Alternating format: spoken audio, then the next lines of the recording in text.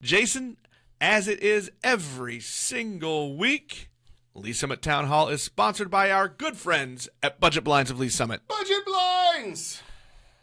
You know, they always do cool stuff with the community. They're very supportive. They are the good eggs. They are the good eggs. They are the ones that we all wish we could be. And they're doing it again, Jason. This month, they are supporting KC Pet Project. They are so good that I can't even hate them for being so good. That's it. But KC Pet Project. I might be able to, but no, I can't because they're awesome. So the 28th, downtown, at their downtown Lee Summit location during the 4th Friday, they're going to do this event. They're going to feature an artist Ashley Corbello, who specializes in pet portraits. So she's going to do some stuff. Her work's been seen here in Lee Summit at the Summit Art Festival, as well as the Westport Art Festival. So that's cool. So she's going to be doing her thing while we're there. And there's going to be drinks provided by the W. Downtown's the W. I think that's pretty cool. Oh, boy. And wait, there's more.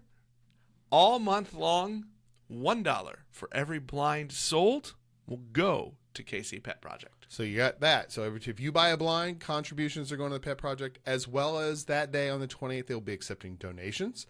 And if you want to see stuff that they need, you can go to kcpetproject.org to see their list of needed items, and you can contribute those or the cold, hard cash money that all nonprofits want. Everybody loves the money. Hey, go see our friends for helping the community. Or if you're just ready to change up, improve the decoration of your home, go see our friends there. Tell them Jason and Nick sent you.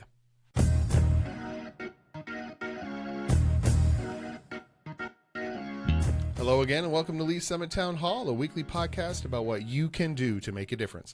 I'm Jason Norbury, and as always, I am joined by a man who apparently prioritizes tacos and romance over me. Yeah. And those words hurt. I'm not going to lie. It's true. It's Nick Parker, the publisher of Link to Lee Summit. Yeah, I was a little disappointed when you're like, no, we're delayed. I'm getting tacos with the wife. And I'm like, well, okay, fine. Look, there are a few things in life that are more important than this podcast, Jason. The two of them happen to be tacos and it's my wife and Mrs. Link to Lee Summit. Yeah, there we are. You know, look, I'm just gonna put it all out in the open for everybody to know. Tacos and Mrs. Link to Lee Summit will always come first. That's true. And which one of those comes first? Well, we're not going to talk about that. We are not going to have that conversation. Link to Lee Summit is the source for all the news you need about this very fine city. And our unofficial sponsor today are all the rains down in Africa. Bless them, Toto. So, are you going to sing for us? Do we get some singing from you? That's only for our Patreon level subscribers and other people that I hate. That means I should probably launch that Patreon program sometime soon. Hey, before we get started on our show, Jason, I just want to catch some people up on a few things. This started a few months ago out in District 4, and now it's kind of been making its way around the city and the city council. So District 1, for those of you that live in District 1, there's going to be an open forum with your council members, Rob Binney and Diane Forte. That's going to be 7 p.m. June 20th at the Water Utilities Building. All right, so I have two things to say about that. One is, it's a great opportunity for residents of the district to get out, to ask questions, to hear information about the city. But number two, cowards! All of them cowards! They don't come on our podcast and answer our obnoxious and difficult questions. No. I'm going to say that's probably the reason.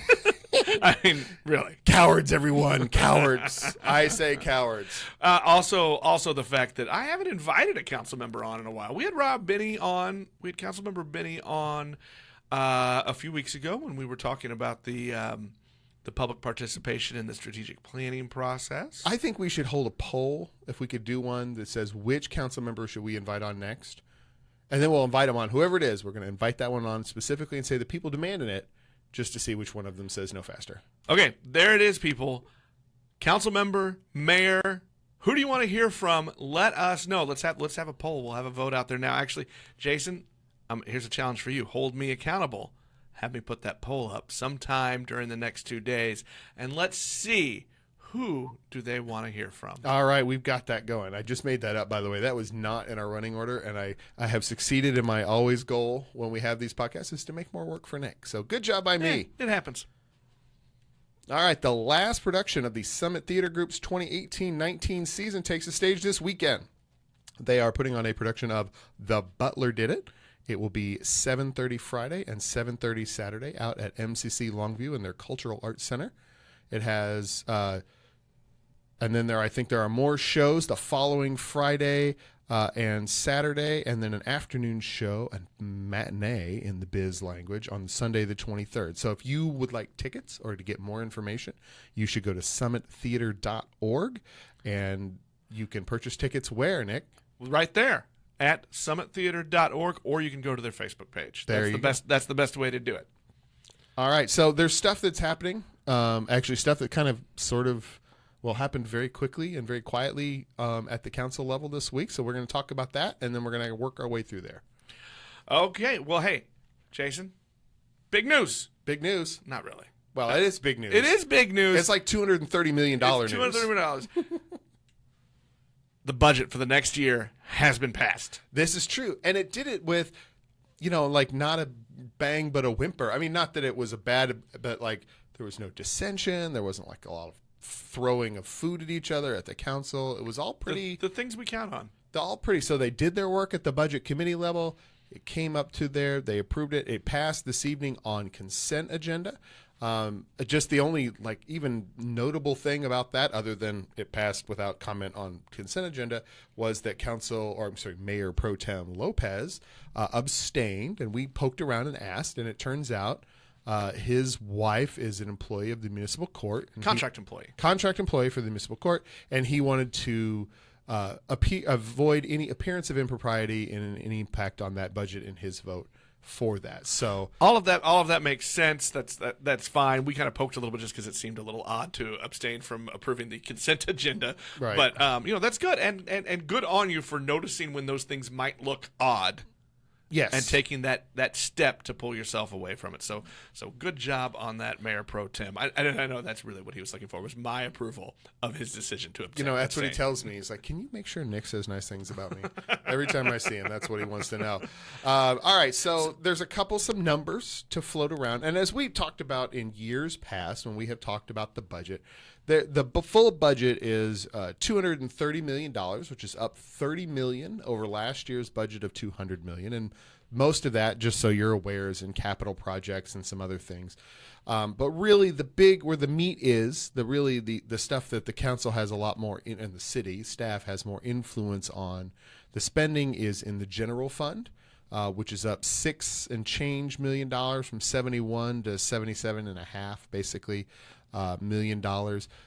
Most of that, of course, the single largest item there is paying for people, as we do. Payroll services is what they call it. I think that's always the biggest item in your budget. That is always the biggest item, and it's 2/3 of that part of the budget overall. And there's some shuttling around in some things, and so this number isn't a perfect representation of an apples to apples comparison, but the overall payroll is up $2 million at the city level, and half of that is going to the fire and EMS as a result of their new contract that was signed this last year. So this is the first year of that, plus all the new compensation plans, the step plans, and the 3% raise for the general staff and all those sorts of things that were in there. And that was really it. Yeah, and if you pay attention to those sort of things, you're going to start to see some new things happening. The police department just announced they had some of their first hires that are coming after implementing this new pay plan with the city. So you're going to start seeing little things like that as the staffs of both of those departments increase. Right. And then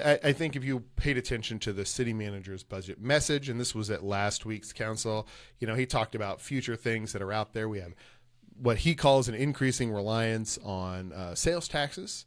And there's just a cap to that of how much can be raised that way from a functional standpoint. It's really a function of population more than anything else. And then just some flattening of some other revenues and increases in it. And, the typical payroll goes up, right? Insurance costs more every year, as we all are aware, and things like that go on. And that's just it's a difficult thing to balance and make sure you weigh out when you're doing that. But those are the challenges coming forward. But as usual, it's a pretty tightly run city. They do a good job. They provide a lot of services, and they do it on budget. It's always nice to see that the services are staying and improving. Yes, so, absolutely. Look, everybody can be a little happy and rest easy that way. That was really it, Jason. It was a quick council agenda and even quick meeting. Right, although there On was Tuesday. it was Although a very late start. Well, the school district has late start Wednesdays, so maybe we're just going to say this was late start Tuesday. I think it's closed session Tuesday. I think was the biggest issue there. There was a little yes, but mine's funnier. some long Or at closed least session. to me it's funnier. And then they came out and they went right back to close. So they must be working on something of significance there, but we don't have any idea what it is because it's closed session. I'm going to shift gears now, and I'm going to go over to the other administration that we've been talking about a lot. Pause for a moment. We have one more. We had salacious rumors last week about who was running for city council, and we had somebody else throw their hat in the ring right after we went on air a little bit after we went on air on Tuesday. Donnie Funk, who serves for all, just so we have all the disclosure, serves with me on the Planning Commission. He's the vice chair of the Planning Commission. He has announced that he is running for the District 4 seat, which is currently held by Fred DeMoro. So we have a real live two-person contest in that seat already. So that's all we have. We don't obviously. I like seeing that, and I think we've talked about this a little bit off and on as we get around election times on this show. Is that the need to have competition in all of these races so that we don't have people running unopposed. We need conversation around ideas and around issues, and you can't have that if it's just one person running. Right, absolutely, and I think it's hard when you're running against an incumbent because there is a real live incumbency advantage. But on the flip side of that, it's important for the incumbent to be, because if he doesn't have an opponent, the incumbent doesn't have to say anything, and he or she may be unwilling to address difficult issues in the public sphere, and having an opponent brings them and forces them to come to that conversation and have that. And that's good for us. I mean, not only just the podcast, but for the people, us. I like the collective us there. Good job. Now I'm really going to shift gears. All right, I've got another. No, I don't. No, I'm not letting you come back anyway. So I want to shift now over to the other big topic we've been focusing on the last couple of weeks, and that is the school district.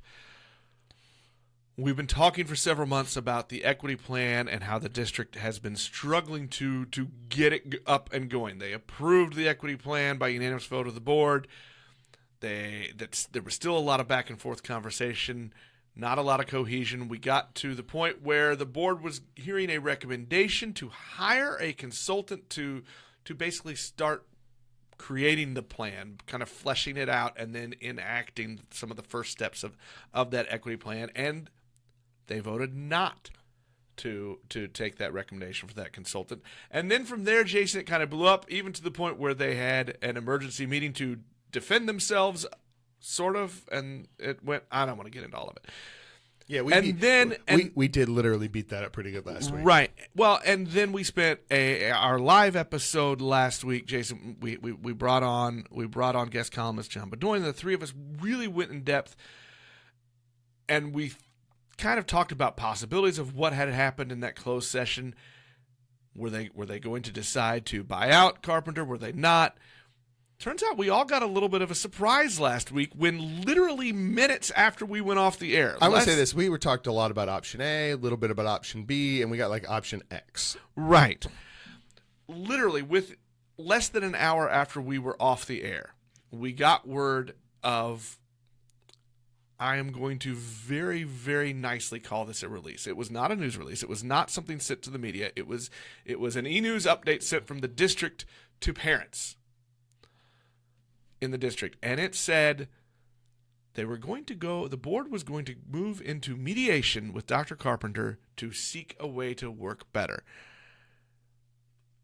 My first thought was, what does that even mean? They didn't go into much more detail. And I want to throw to you, Jason, basically the same question I asked of you and John last week during our episode was, is this going to be too little too late? Can the board body and the superintendent, can they find a way to work together? I would like to be, I'm not optimistic, just to be perfectly honest. But I would say this, is that both parties are, at least at this point, expressing a public willingness to sit down and do that work, right? Which is, by the way, more willingness than the board was showed when we had to deal with the equity consultants. So they've come a little bit because now they're willing to sit down and certainly isn't going to be a public conversation between the board and the superintendent. But they're willing to say, look, we will come to the table and sit down and talk about this. And Dr. Carpenter has to sort of back off his, buy me out stance that he took at the end of that very fateful board meeting in May.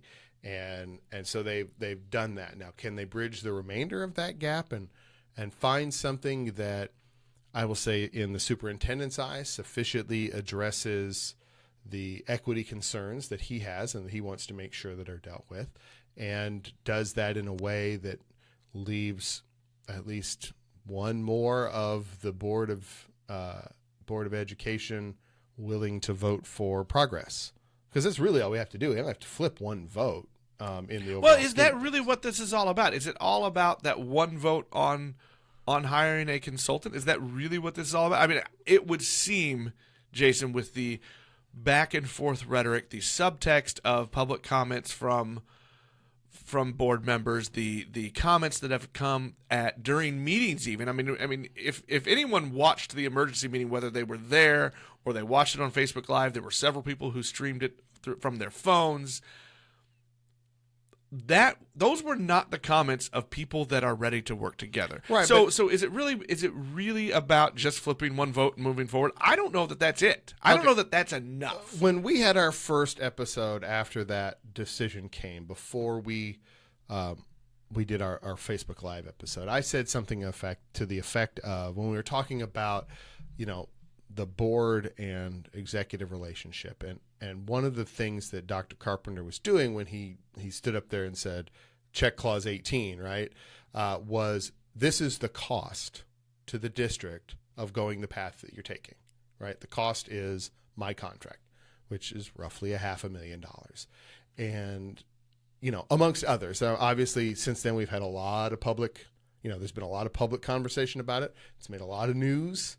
This is something, they have achieved and will maintain the Kansas City Star's full attention through this process, I'm fairly certain. So they've got a lot of those. There's a lot of costs for the decision that was made.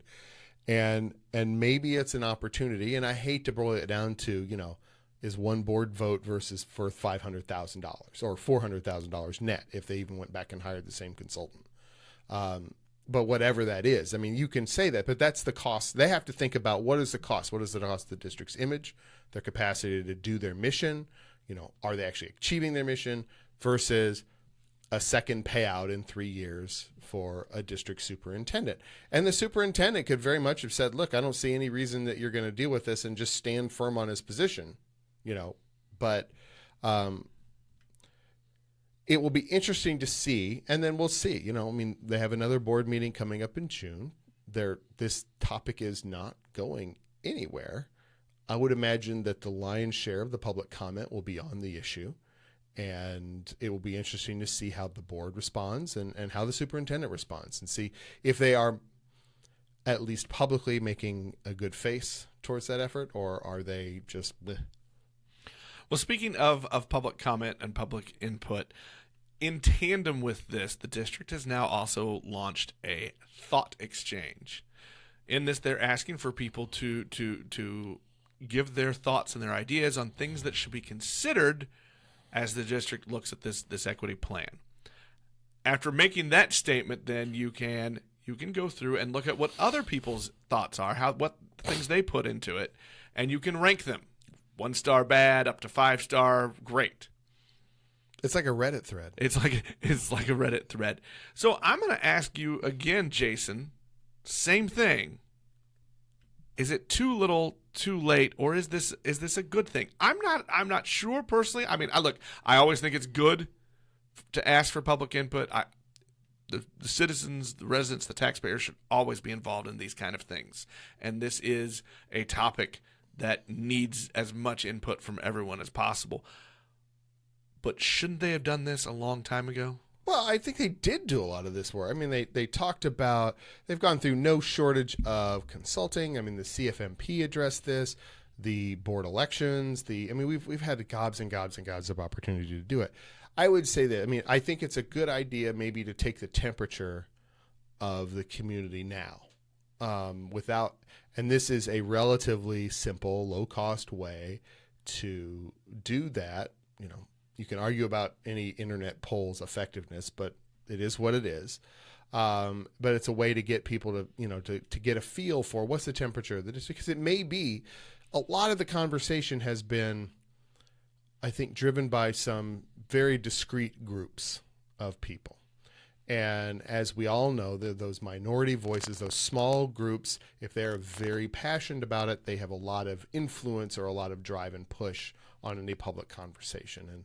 And the truth tends to lie somewhere in the middle of all of that, where sort of the overall pulse is. So maybe this is an opportunity for more people to give an input, to get an idea of what the pulse of the community is, how they feel about these things, and then they can act on that. Maybe, it's possible that Dr. Carpenter's, well, no, I'll say this. It's possible that the 4 who voted against the consultant are right, and that Lee Summit doesn't want this work as a whole. Now, that may or may not decide whether they need it, but they may not want that work, and they may not be willing to support that process, or they may be very strongly in support of doing the work, and saying, hey, go through it. And, I know Ryan Murdoch put forth a pretty long and impassioned plea on his essentially his campaign Facebook page about, hey, I think this is worth doing. There's no harm in it, all those sorts of things. And so maybe people agree with his stance versus the stance of the 4 who voted against the consultant. We'll see. And it's good. So that's good. No, I think that's fine. You ask anybody, Reddit is only as good as the people who go on there and talk and upvote and downvote things. So I would say that the results you get are going to be pretty representative in that regard. It is very rare that we put our faith in the power of internet comments. Always read the comments. Always read them. Let's hope this is a good thing. If you want to participate, and I encourage everyone to do so, if you want to participate, head on over to linktoleesummit.com. We've got a story on there about this thought exchange, and a direct link right into that. You can also find it probably through the R7 school district's website. But then we don't get the clicks. I don't get the clicks. So come on. Give us the clicks. Give us the clicks. Yeah, so that's where we're at, Jason. And I really don't know that right now there's not much more for us to dig into on the school district. We're all kind of waiting now. I think this is the disadvantage of the once a month meetings. Right. But I think now we are at a point where more and more people are chiming in. If you do go to the threads of some of those groups, and some of them are having meetings, if you go through those, I think you're seeing more and more people speak out and give voice from both sides of the issue, to give voice to their opinion. So that is a good thing. I would recommend finding that link, going through, participating in the thought exchange, and then we're all just going to wait, and we're going to see what happens in the next month. Hopefully we will, at next month's board meeting, we will see an update on where they are in the mediation, if that has started. We know nothing about it. They have not talked publicly about budget yet for it, who they're going to go to, how it's going to work. Really, we have had almost silence from any questions. Yeah, it'll be interesting to see where they go and how they address it and who they bring in to do the mediation. Okay, well, that will wrap up our show for this week. We hope you will join us again next time.